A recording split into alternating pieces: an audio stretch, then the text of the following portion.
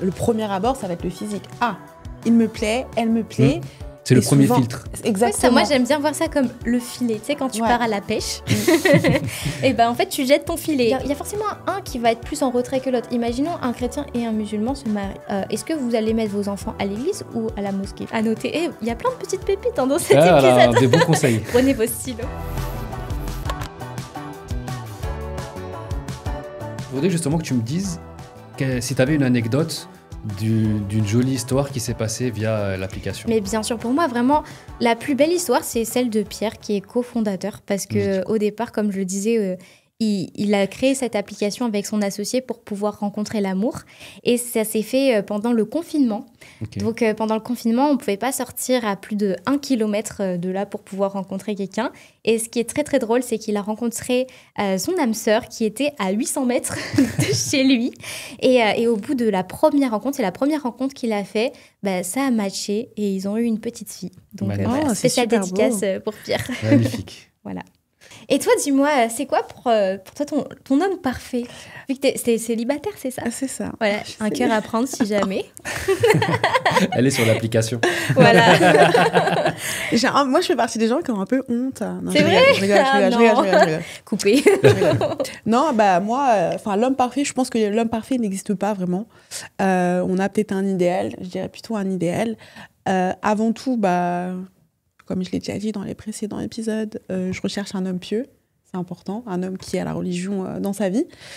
Pour moi, comme je dis, c'est important de pouvoir se reposer sur son partenaire, parce que on a aussi des droits et des devoirs, et du coup, dans notre religion. Donc, je pense que de respecter tous ces codes-là nous permet, nous, d'avoir la bénédiction de Dieu. Est-ce que ça te dérange, toi, que la personne avec qui tu vas être plus tard, elle ait eu plusieurs relations avant? Ou est-ce que tu cherches une personne qui a eu que toi? Elle est pas mal la question. Écoute, je pense que je suis prête à accepter une personne qui a eu un passé. Je veux dire que ça ne me regarde pas vraiment, forcément, du coup. Si cette personne, aujourd'hui, ne souhaite que se dévouer qu'à moi, en vrai, c'est pas un souci. Donc, je pense que, c'est pas... Parce que ça peut être une peur aussi quand tu es sur une appli, c'est ça? Après, il y a la notion de rédemption. Aussi. Tu vois, en islam, en tout cas, je ne sais pas du côté chrétien parce que je n'ai pas les connaissances, mais je sais que de notre côté, on a ce côté de la personne qui s'est repentie. Ouais. Tous ses péchés sont effacés. C'est ça. Et on part du principe que si Dieu... C'est Dieu qui va juger. Si Dieu, dans son jugement, dit que c'est cette personne s'est repentie, bien sûr, le repenti, il faut qu'il soit sincère. On part du principe que tout est sincère. Repentir a la même définition dans le christianisme. Pour moi, quand tu te repens sincèrement, c'est-à-dire que tu dis à Dieu que Seigneur, je remets tout entre tes mains, pardonne-moi pour mes péchés, etc. Ça fait comme si tu passais l'éponge. Mais ça doit être d'un cœur sincère. Exactement, c'est ça. C'est le cœur sincère qui est le plus important. On en parlait tout à l'heure, c'est l'intention. À partir du moment où ton cœur il est sincère dans ton action et que tu mets en place des actions pour que, justement, tu ailles dans le droit chemin, entre guillemets, à partir de ce moment-là, si Dieu a pardonné, qui suis-je, moi, être humain, pécheur, pour ne pas pardonner? On le dit, miséricordieux, et la miséricorde, c'est aussi très important. Mais même au-delà de ça, vu qu'à partir du moment où la personne a réalisé un repentir sincère, le fait de pouvoir parler de ses précédentes relations, on part du principe que la personne n'était peut-être pas mariée, c'est un peu comme mettre en lumière ses péchés, c'est pas vraiment quelque chose... Mais je trouve que c'est plus facile pour un homme de faire ça que pour une femme. En tout cas... Je trouve que... Dans quel sens? Dans le sens où, par exemple, je pars du principe que sur l'application, imaginons que tu rencontres quelqu'un qui a eu plusieurs chéris, etc., plusieurs femmes, donc plusieurs histoires, plusieurs backgrounds. C'est plus facile pour un homme d'avoir ça qu'une femme où elle a eu plusieurs backgrounds derrière elle, tu vois. Je vois ce que tu veux dire. Après, c'est peut-être un peu sociétal. C'est ce que j'allais dire. Est-ce que par exemple, tu penses que dans une appli religieuse, c'est quelque chose qui peut poser problème? Pas forcément. Après, je pense que tout dépend justement de la personne qu'on a en face. Il y a des personnes qui ça dérangera et des personnes qui ça ne dérangera pas. Mais après, je pense que... Ça fait pas partie des peurs? Pas spécialement, non. Okay. Pas spécialement, je pense que... C'était juste une question je pense pas que ça fasse posais... partie des peurs parce qu'en fait, c'est déjà quelque chose qui existe dans la vie réelle. En fait, c'est pas l'application va pas changer ça. Oui, mais dans le cadre de la religion, c'est quand même quelque chose qui est plus structuré. En fait, je pense que dans le cadre de la religion... Pardon, excuse-moi, je t'ai coupé, mais je pense que dans le cadre de la religion, justement, le fait de passer par l'appli, c'est de se dire, OK, peu importe ce qui s'est passé avant, si la personne que je vais rencontrer dans une logique sérieuse pour le mariage est sur cette application-là, c'est qu'elle aussi veut quelque chose qui soit dans la religion et donc qui soit fait dans les règles de l'art, entre guillemets, tu vois. C'est ça. Et je pense que c'est un peu mal... Moi, je pense que c'est un peu mal vu et de dire, voilà, est-ce que tu as eu des relations passées? On part du principe que si la personne a demandé... Ça peut être une bonne question. Est-ce que la personne doit le demander ou est-ce que ça doit venir tout seul naturellement en principe, c'est un peu... tu me dis si tu es d'accord avec moi, mais c'est un peu comme révéler ses péchés et c'est pas forcément... On part du principe que la personne a eu peut-être des relations hors mariage ou même si la personne a été mariée, bon, bah voilà... Bon, par contre, le mariage, moi, c'est important de savoir quand même... T'imagines ? Toi, tu serais capable de te marier avec quelqu'un qui a déjà été marié mais qui t'a pas dit qu'il était déjà marié? Non, peut-être pas. Voilà. Non, mais on part du principe que tu pars du principe que de le mettre sur l'appli ou après une fois que vous vous rencontrez, vous en discutez. Non, avant le mariage, je pense que non. Je pense qu'il faut être honnête et dire les choses. Si tu le dis toi-même dans le sens à ta moitié, à la personne avec qui tu veux te marier, dans le sens voilà, écoute, je te dévoile ma vraie vie, mais moi voilà, j'ai changé, je veux être dans ce sens-là. Maintenant, je veux aller ici, je veux faire ça. Voilà mon ambition. Dans ce cadre-là, en fait, ça peut se dire et c'est limite même une bonne chose parce que tu te dis que la personne en face, elle est honnête en fait. Et authentique aussi. Et authentique, voilà, elle te dit la vérité, elle n'est pas là pour te cacher les choses. Mais effectivement, cacher des choses et les découvrir après, quel que soit le mensonge en fait.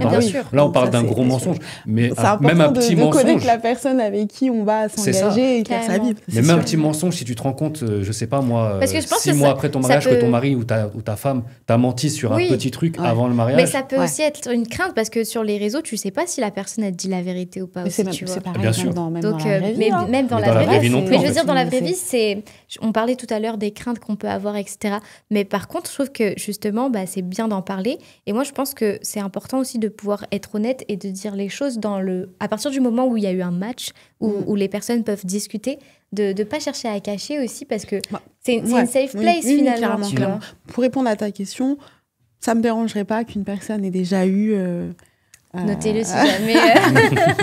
Bon, pas trop non plus, mais ça me dérangerait pas. Et puis après, je pense qu'il faut faire comme vous dites, preuve d'honnêteté. Mais que voilà, je sais pas et si la personne les désirs de notre cœur aussi. Et que si la personne n'est, en fait, je voudrais pas que ce soit genre comme une obligation. Si la personne n'est pas à l'aise de parler de ça, je peux très bien le comprendre, tu vois. Donc bien sûr, j'accepterai le background, mais on vit dans le présent et je veux vivre dans le présent et œuvrer pour le futur avec mon futur partenaire. C'est beau, n'est-ce pas? C'est très beau, magnifique. Et je voudrais savoir, est-ce que, tu parlais tout à l'heure qu'il y avait plusieurs sensibilités, c'est le mot que tu as utilisé, chrétiennes. Est-ce que justement... Plutôt courant, je dirais. Courant, ok, parce que tu as utilisé le mot sensibilité, parce que nous, on aurait dit courant. Oui, plus courant. Ok, donc on est d'accord sur le terme. Est-ce que ces différents courants peuvent se marier entre eux, entre guillemets? Bien sûr. Oui, parce qu'on part du principe que c'est la même foi. Par exemple, catholique, protestant, évangélique, ça vient de la même racine à la base. Donc oui, bien sûr. Après, c'est juste que il va y avoir la pratique qui va être divergée.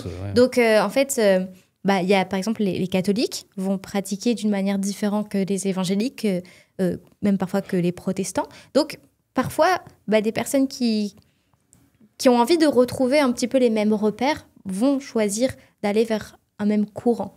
Donc voilà, mais il n'y a aucune obligation. Et il y a des catholiques qui se marient avec des évangéliques et inversement, ce n'est pas du tout un frein. C'est plus une conviction, un choix personnel qu'on a envie de faire. Parce que chacun peut-être de trouver un équilibre. Oui, bien sûr, c'est ça, parce que y a des questions intéressantes suite à ça. Par exemple, l'éducation des enfants aussi. Donc, moi, je réfléchis plus en termes de choix de vie. Donc, en fonction du courant dans lequel on a grandi, etc., l'éducation va diverger quelque peu. Donc, c'est important de pouvoir aussi être d'accord sur ces choses-là. C'est quelque chose qui revient aussi beaucoup chez les musulmans. En termes de l'éducation des enfants, c'est aussi pour ça qu'on essaye de chercher la bonne personne. Et moi, j'avais aussi une question. Dans l'islam, peut-être pas pour les femmes, mais les hommes sont autorisés à se marier avec des personnes, une femme chrétienne ou une femme juive. Ok. Et pas pour les femmes? Non, ok, n'est pas autorisé.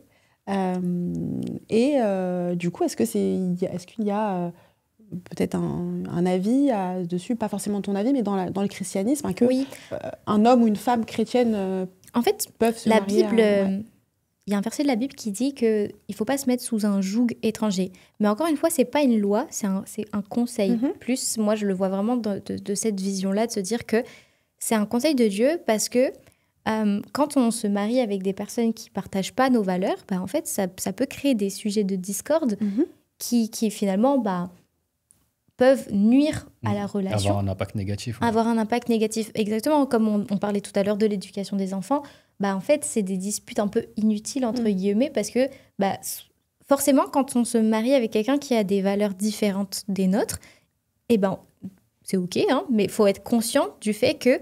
à un moment donné, il y en a un qui va devoir abandonner ses valeurs pour les valeurs de l'autre. C'est-à-dire qu'on ne peut pas avoir les deux valeurs. On peut avoir t'es pas d'accord sur le fait qu'on peut avoir un équilibre? En fait, il y a forcément un qui va être plus en retrait que l'autre. Imaginons un chrétien et un musulman se marient, ok? Donc, bien sûr, ça reste dans le cadre de la religion, de la foi, etc. Mais est-ce que vous allez mettre vos enfants à l'église ou à la mosquée? Tu vois, vous allez aller où? En fait, l'enfant, il va être musulman ou il va être chrétien? Tu vois? Je ne suis pas en train de dire qu'il y en a un qui est meilleur que l'autre, mais je suis en train de dire que c'est deux systèmes... une sorte de conflit, en fait. C'est exactement deux systèmes différents. Et donc, forcément, soit la maman ou le papa, en tout cas, un des deux, va se dire, OK, on va les mettre... conflit. Je trouve que le conflit est un peu fort. Oui, mais c'était plus pour imager, tu vois. Effectivement, ça fait si on pousse un peu à l'extrême... Ça crée quand même une sorte de dissonance entre les deux. Et il y a un choix à faire à un moment. Culturellement parlant, c'est triste, hein. Quelle fête vous allez faire? Parce que vous faites pas Noël, par exemple. Nous, Noël, c'est la naissance de Jésus. C'est vraiment super important. Donc, en fait, les enfants, même eux, quand ils vont grandir, ça se fait. Il y a des enfants qui ont la double culture, etc.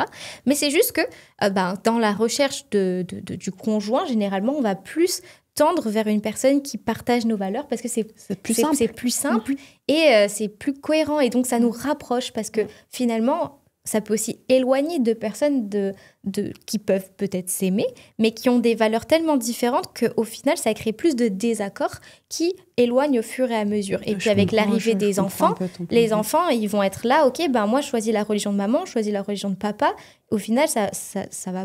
Il n'y aura pas d'unité, finalement.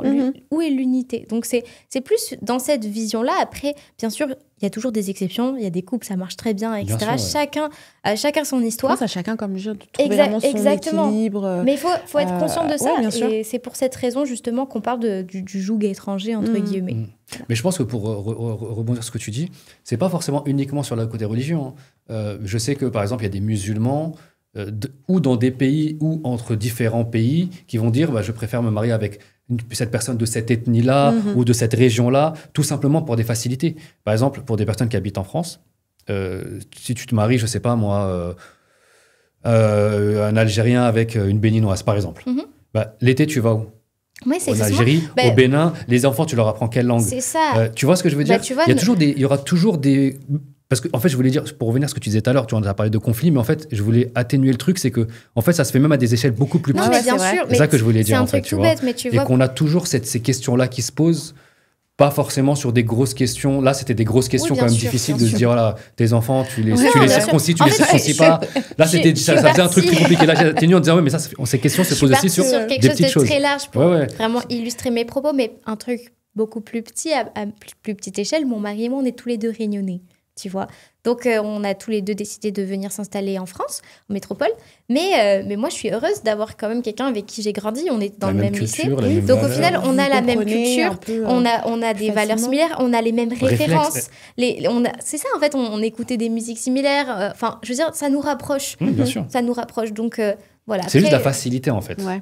Oui, voilà. Après, pour moi, quand même, en termes de croyances, etc., je sais que personnellement, en tant que chrétienne, je ne veux pas parler pour tout le monde, mais j'aurais pas pu être avec quelqu'un qui a des valeurs différentes parce que je suis très accrochée à mes valeurs et que moi, vraiment, je suis une fervente croyante. Donc, j'aurais été triste d'être avec quelqu'un qui comprend pas, qui ne comprend pas en fait ma foi et qui ne la partage pas forcément. Donc, personnellement, je pense que ça, c'est important pour moi d'être avec quelqu'un qui partage mes valeurs pour cette raison principalement. Je comprends. Voilà. Après, je suis peut-être un peu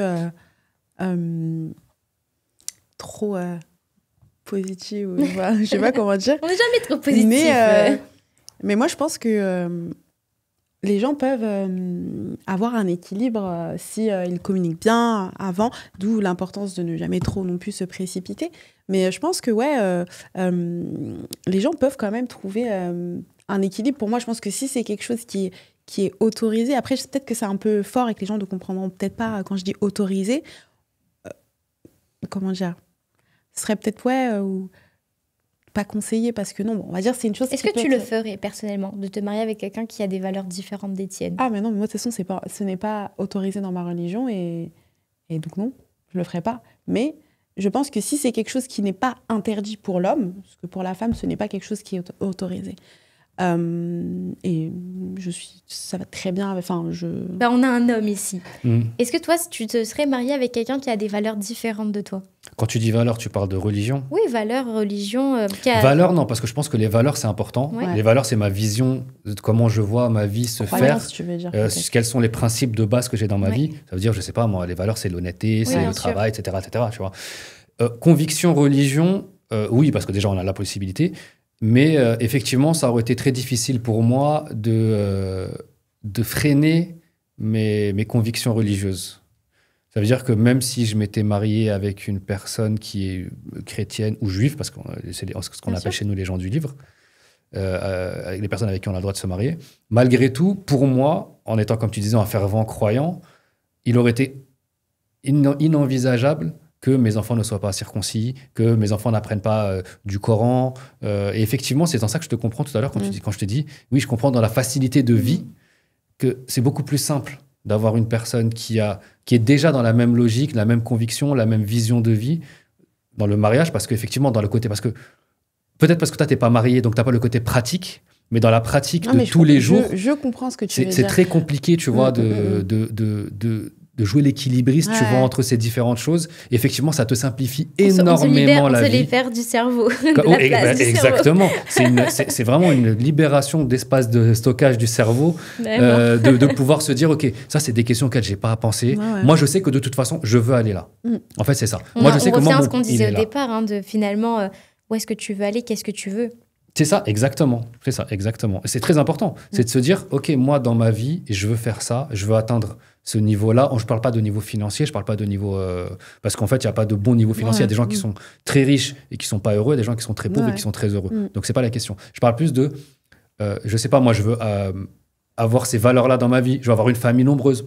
Je veux avoir une famille peu nombreuse. Je veux avoir 10 enfants, je veux en avoir 3. Je veux partir voyager, je veux pas voyager. Je veux changer de pays, je veux pas changer de pays. C'est plus, voilà, comment je me vois dans 10 ans, 15 ans, 20 ans. Où est-ce que j'aimerais ? Parce qu'en fait, après, c'est Dieu seul sait. Et on peut avoir des plans et au final, il n'y a rien qui se passe comme prévu. Mais tout ça, c'est un khir et c'est un bien. Mais ce que je veux dire, c'est que voilà, on a quand même une envie. Si la personne qu'on a en face de nous, elle a la même envie, ça va matcher beaucoup plus simplement, beaucoup plus facilement que une personne qui a une envie différente. Ouais, c'est vrai. Et j'en parlais avec quelqu'un il n'y a pas très longtemps.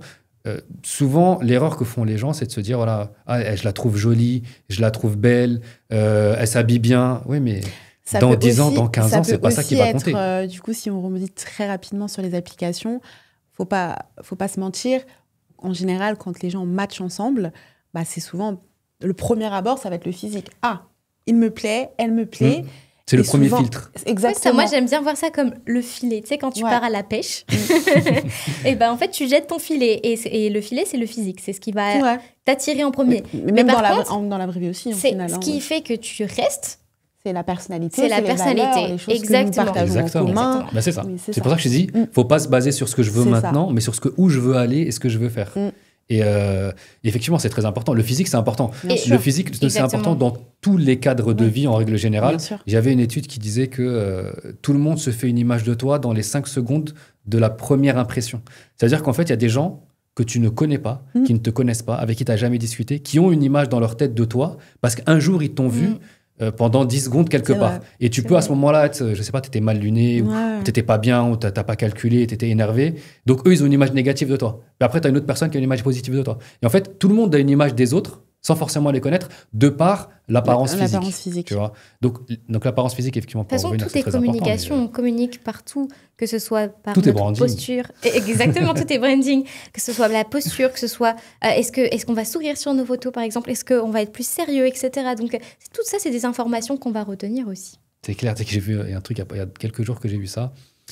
ils ont fait une étude, donc ils ont fait une analyse, c'était une étude américaine dans une université, et ils ont fait une sorte de un jury aux États-Unis, et ils ont pris 2 dossiers. Et les 2 dossiers, ils ont mis exactement les mêmes chefs d'accusation, etc. Okay. Et c'était le même dossier. La seule chose qu'ils ont changé, c'était les photos.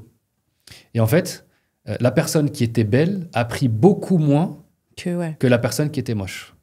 Pour dire à quel point l'aspect physique impacte sur le premier rapport avec les gens. Mais par contre, c'est une bonne nouvelle, je pense, de préciser qu'il y a un physique pour tout le monde. C'est-à-dire qu'en fait, les critères sont tellement différents que ce soit d'une personne à une autre. Donc, par exemple, c'est extrêmement personnel. Exactement, ça se trouve peut-être que sur cette photo-là, le juge, en fait, il a trouvé cette personne belle, mais peut-être que dans un autre pays, en fait, ça aurait été l'autre personne qui aurait été choisie. Donc, je trouve que ça, c'est important de le dire aussi pour que chacun d'entre nous, on ne soit pas complexé de se dire qu'il ne faut pas avoir peur de ce qu'on renvoie aussi comme image sur une application. C'est sûr que, mettez quand même des jolies photos, mais je veux dire, la personne qui vous trouvera et qui matchera avec vous, vous trouvera forcément belle et aura forcément envie de vous connaître davantage. C'est ça. Et ne cherchez pas en fait à être quelqu'un que vous n'êtes pas. Je trouve que ça, c'est important de le préciser. Et puis, c'est pas tenable sur le temps aussi. Oui, c'est ça. On flétrit tous. Comme je disais, le physique, non, mais c'est même pas le filet. Le mensonge, le fait de dire de ne pas montrer la vérité directement. Tu ne peux pas mentir indéfiniment. Photoshopez pas vos photos.